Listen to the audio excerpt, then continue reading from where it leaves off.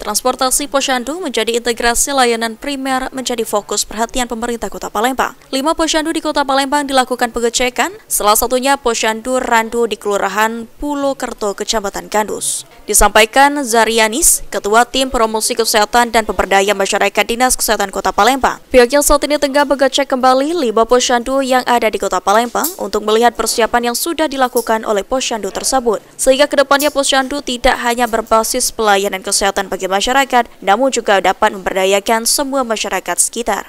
Mungkin kedepannya kalau memang karena sudah berdasarkan peraturan Permendikbud nomor 13/2000 itu nanti kita bisa menganggarkan kegiatan-kegiatan ataupun dengan sarana prasarana dari posyandu itu bisa kita anggarkan melalui dana APBD. Mungkin kedepannya nanti kita usulkan, mungkin dari kelurahan mengusulkan untuk bangunan posyandu.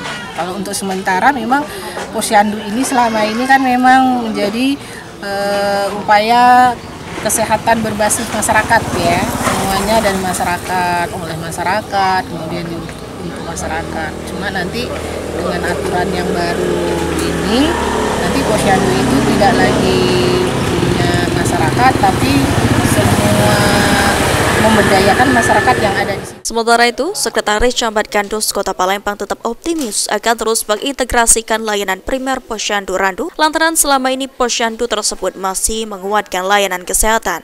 Dan apabila juga tidak terpilih, kami mesti tetap untuk berkomitmen agar posyandu ini terintegrasi dengan layanan primer.